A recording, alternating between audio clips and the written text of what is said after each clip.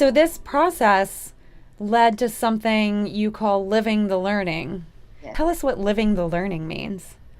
Well, if you think about what we've been discussing, the ability to learn, apply the learning, and teach it, what you're doing is living the learning.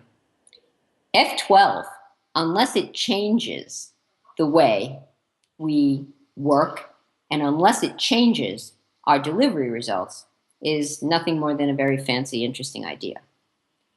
So we recognized in our first year that it was supremely engaging, that it took off in ways we never expected. Our organizational health scores were off the charts. Productivity was up 30%. We saw the power of engaging a workforce that had an appetite to make itself vulnerable, to embrace focused failure, to recognize that we cannot succeed with fear of failure in our hearts, and to enjoy the learning through a game. We knew then that we had to be able to do more with it.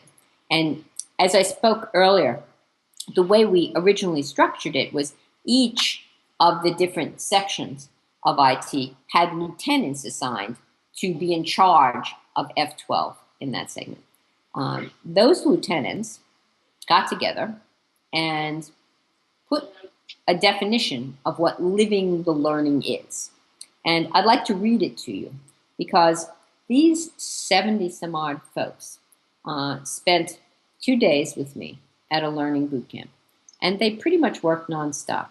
And the goal was to be able to create for 2014 a definition of living the learning. We defined failure in 2013, and we learned the importance of learn, apply, teach. In 2014, we were ready to look at that for what it is, and we agreed it was living the learning. And everything we do in F12 is about that. And listen to the definition that this group of 70 put together. We drive learning and teaching built on a foundation of trusted relationships and accountability to realize our shared passion. Isn't that interesting? They're talking about a very profound leadership mindset. Then they go on to say, we strive for long-term success by experimentation and having our voices heard and acted upon at all levels. That's an incredible mandate for inclusion that is tied directly to performance. So they're not waxing poetic here. They gave us a leadership value for their first statement. They talked about driving performance through inclusion, through unleashing the unheard voices to drive results. And then lastly, and this is my most favorite part, I really think it speaks beautifully to the power of those lieutenants.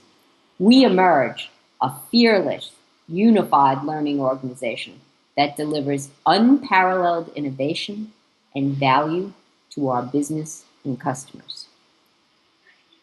That's incredible.